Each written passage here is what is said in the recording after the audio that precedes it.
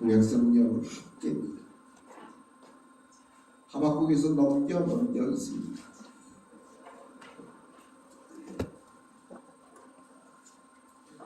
학계에서 1장 7절에서 11절 1310쪽 찾으시면 돼요. 학계 1장 7절에서 11절까지 찾으신 줄 알고 함께 한 목소리로 운동합니다. 하나님의 말씀입니다. 만군의 여호와가 말하노니 너희는 자기의 행위를 살필지니라. 너희는 산에 올라가서 나무를 가져다가 성전을 건축하라. 그래는 내가 그것으로 말미암아 기뻐하고 또 영광을 얻으리라. 여호와가 말하였느니라. 너희가 많은 것을 말했으나 도리어 적었고 너희가 그것을 집으로 가져갔으나 내가 불어버렸느니라. 나 만군의 여호와가 말하노라. 이것이 무슨 까닭이냐? 내 집은 황폐하였으되 너희는 각각 자기의 집을 짓기 위하여 말랐습니다. 그러므로 너희로 말미암아 하늘은 이슬을 그쳤고 땅은 산물을 그쳤으며 내가 이 땅과 산과 물과 새 포도주와 기름과 땅의 모든 소산과 사람과 가축과 소로 수고하는 모든 일에 한죄를 들게 하였느니라. 아멘. 오늘 본문 말씀만 보면 하나님은 어쩌면 좀 심통을 부리시는 거 아닌가? 야속해요. 네? 야속하죠. 그렇게 느껴야 되는 거예요. 왜 하나님이 사랑한다고 하시면서 이렇게 오늘 11절 때 말씀처럼 한 죄를 그렇게 이제는 들게 하였을까? 이유가 있어요. 하나님이 신통사납게 이놈의 새끼들 여러분들 한번 맛 좀 봐라 그러시는 하나님이에요. 이유가 원인이 알아야 고쳐. 자수라 박사님 어디 아프신 데 있어요? 하나도 안 아파요? 하나도 안 아프신 분하고 얘기해요. 김문록 권사님 어디 아프셔요? 내가 다 알고 있는데 어때? 알아야 원인을 알아야 고쳐. 육신의 질병도 마찬가지지만 영의 문제도 똑같아요. 알면 고칠 수 있어. 근데 모르면 그냥 넘어가. 아파도 안 아프다 그러고. 왜 하나님이 이스라엘 백성들에게 이렇게 신통 아닌 신통 같은 것을 우리에게 말씀하고 있느냐? 이유가 있어요. 성경을 한 군데 더 찾아볼게요. 앞으로 좀 넘기면 에스라가 있어요. 에스라 1장을 한번 찾아볼게요. 제 성경은 711쪽에 있어요. 에스라 페이지에서 찾는 게 좀 빨라요. 711쪽 에스라 1장에 성경이 뭐라고 말씀하고 있느냐면 이렇게 가르쳐 줍니다. 찾으셨나요? 에스라 1장 1절에서 4절까지만 함께 공부해 보겠습니다. 에스라 1장 1절에서 4절입니다. 찾으셨으면 함께 합니다. 시작. 바사왕 고레스 원년에 여호와께서 예레미야의 입을 통하여 하신 말씀을 이루게 하시려고 바사왕 고레스의 마음을 감동시키매 그가 온 나라에 공포도 하고 조소도 내어 이르되 바사왕 고레스는 말하노니 하늘의 하나님 여호와께서 세상 모든 나라를 내게 주셨고 나에게 명령하사 유다 예루살렘에 성전을 건축하라 하셨나니 이스라엘의 하나님은 참 신이시라. 너희는 그의 백성된 자는 다 유다 예루살렘으로 올라가서 이스라엘의 하나님 여호와의 성전을 건축하라. 그는 예루살렘에 계신 하나님이시라. 그 남아있는 백성이 어느 곳에 머물러 살든지 그곳 사람들이 마땅히 은과 금과 그 밖의 물건과 짐승으로 도와주고 그 외에도 예루살렘에 세울 하나님의 성전을 위하여 예물을 기쁘게 드릴지니라 하였더라. 천지가 개벽하는 이게 이방의 왕이 하나님의 성전을 건축하라고 포로들을 다 보내버리는 거예요. 이게 뭔가 좀 잘못됐는데, 이 정신 나간 사람 아니에요? 이 고레스, 바사왕 고레스 정신 나간 사람 아니에요? 어때, 맞아요? 아닌가요? 놀랍게도 하나님이 고레스의 마음을 감동시켜서 천지개벽에 놀라운 은혜를 베풀게 하십니다. 공포합니다. 조소를 내립니다. 그러면서 뭐라고 말하고 있느냐 하면, 바사왕 고레스는 말하는데 하늘의 하나님 여호와께서 세상 모든 나라를 내게 주셨고 나에게 명령하사 유다 예루살렘에 성전을 건축하라 하셨다니. 이게 참 대단히 재밌는 얘기거든요. 이방 나라 왕에게 자기에게 하나님이 그렇게 나라를 다 주셔서 내가 이 모든 땅들이 내가 대장인데 그 하나님이 나에게 명령을 하시기를 유다 예루살렘 가서 성전을 건축하라고 명령하셨다는 거예요. 자기. 그래서 이제는 조소를 내립니다. 그러면서 고백을 합니다. 참 놀라운 일입니다. 3절에 보니까 이스라엘의 하나님은 참 신이시라. 너희 중에 그의 백성된 자는 다 유다 예루살렘으로 올라가서 이스라엘의 하나님 여호와의 성전을 건축하라. 그는 예루살렘에 계신 하나님이시라고 이렇게 놀랍게도 고백하고 놀랍게도 백성들을 이스라엘 백성들 다 보내버려서 성전을 건축하라고 말씀합니다. 그런데 그냥 가는 게 아닙니다.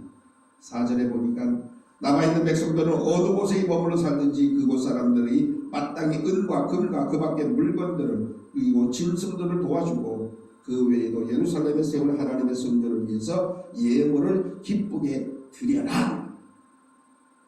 이게 천지개벽할 일이잖아요.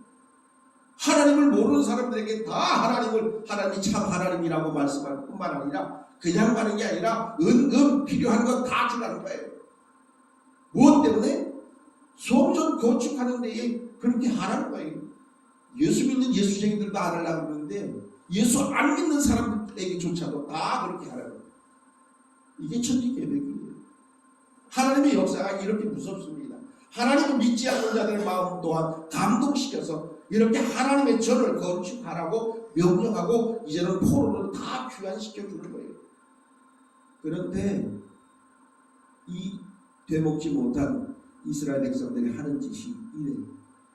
그래서 예루살렘으로 다시 돌아오고 포로에서 다시 귀환했는데 일을 안 해. 하나님이 그렇게 그래서 왕의 마음을 감동시켜서 있는 거 없는 거 다 줘서 보냈는데 건축을 하나님의 성전을 건축을 안 하는 거예요. 그것도 하루 이틀도 아니에요. 18년이라는 긴 세월 동안 목적을 잃어버렸어요. 왜 고레스 왕이 다시 돌아가게 해 주었는지를 전혀 생각을 안 해요. 그러면서 하는 짓이 뭐냐는지 아세요? 하나님의 전을 건축하라고 돌려보냈는데 하나님의 성전을 건축하는 데는 전혀 관심이 없어요. 그리고 오늘 성경에 기록되어 있는 말씀 그대로를 보니까 너무너무 놀라워요. 말씀 가운데 보니까 성경은 이렇게 성경을 말씀하고 있습니다. 오늘 만군의 여호와가 말하는데 너희는 자기의 행위를 좀 돌봐라. 너희들 지금 뭐 하고 있는지 좀 너희들 스스로 자기들의 행위를 좀 잘 살펴보라는 겁니다. 왜 그랬을까? 말씀을 보니까 너희는 산에 올라가서 나무를 가져다가 성전을 건축하라고 말씀합니다. 옛날에 예루살렘처럼 성전처럼 솔로몬의 성전처럼 아주 삐까 번쩍 멋있게 하라는 게 아니라 그냥 산에 올라가면 수많은 나무들을 가져다가 그냥 성전을 건축하라고 이렇게 말씀하고 있습니다. 그것으로 말미암아 내가 기뻐하고 또 영광을 얻겠다고 하나님이 분명히 말씀하고 있는데 전혀 하나님의 말씀에는 관심이 없어. 예루살렘 이 성전을 다시 재건하는 데는 전혀 관심도 없어. 그리고 뭐에 관심이 있느냐? 성전은 뭐 필요 있어? 하나님의 전이 뭐 필요 있어? 내가 잘 먹고 잘 살면 되지 뭐. 나만 잘 살면 땡이지 뭐. 하나님의 성전이 뭐 필요해? 무려 18년이라는 세월 동안에 하나님과는 전혀 관계없는 자기들만의 생각만을 하고 있다는 그러한 말씀입니다. 너희가 많은 것을 말했으나 도리어 적었고 너희가 그것을 집으로 가져갔으나 내가 풀어버렸다는 것. 욕심부려서 하나님과는 전혀 관계없는 오직 자기만을 생각했던 그들에게 과연 가져가고 챙겨갔지만 남은 게 있느냐? 없다는 거예요. 오늘 성경 말씀 중에서 보니까 남아군의 여호와가 말하는데 이것이 무슨 까닭이냐? 하나님의 집은 황폐하였는데 너희는 각각 자기 집을 짓기 위해서 아주 동작은 빨랐다는 거예요. 누구를 위해서? 자기를 위해서. 하나님을 위해서는 늘 전혀 팽개쳐버리고 자기 집을 위해서 자기만을 위해서는 얼마나 눈이 뻘게 가지고 이것저것을 다 챙겨가는지. 그런데 그것이 과연 많은 것을 쌓고 많은 것을 가질 수 있었다. 10절을 함께합니다. 시작. 그러므로 너희로 말미암아 하늘은 이슬을 그쳤고 땅은 산물을 그쳤으며 이슬이 내리지도 아니하고 결과적으로 그 결과는 뭐냐? 땅의 산물은 그치게 되어진다. 하나님이 내려주시는 이슬 없이 모든 것이 자라지 못한다는 겁니다. 그러면서 11절에 말씀합니다. 내가 이 땅과 산과 곡물과 새 포도주와 기름과 땅의 모든 소산과 사람과 가축과 손으로 수고하는 모든 일에 한재를 들게 하였다. 다시 질문합니다. 하나님이 심통을 부린 겁니까? 하나님이 심통 부렸어요? 아니에요. 너희들이 하나님의 말씀을 듣고도 하나님은 다 내버리고 자기들 것만을 여기저기 챙겨가고 자기들 것만을 위해서는 아주 손발이 빨리빨리 진행해서 그 결과가 그렇게 나타나는 거예요. 많은 사람들이 착각하고 있어요. 나만 빨리면 돼. 나 아니야 죽든지 말든지. 더 나가서 하나님은 뭐 필요 없어. 결과가 어떻게 되느냐? 결과는 뻔합니다. 다시 한번 질문합니다. 이런 백성들이 과연 하나님 앞에 예배 드릴 수 있을까? 예배 못 드립니다. 왜 하나님이 성전을 건축하라고 말씀하셨습니까? 예배드리기 하기 위해서. 예배하지 아니하는 자는 망할 수밖에 없습니다. 이슬이 내리지 않습니다. 땅의 곡물이 사라지게 됩니다. 그리고 아무리 그냥 머리 써가면서 남는 것 이것저것 자기 것을 챙겨 놓으려고 해도 하나님이 부르면 끝이에요. 하나님이 부르시면 날려버리시면 끝이에요. 남는 게 없어요. 근데 인간의 생각은 하나님은 내 거만 챙겨. 그런데 하나님은 하면 돌아버리십니다. 낙엽이 바람에 다 날려가듯이 다 날려가는 거예요. 쓸데없는 욕심을 부리는 거예요. 이슬과 산물이 그친 이유가 뭐냐? 하나님의 말씀에 불순종했기 때문에 그렇습니다.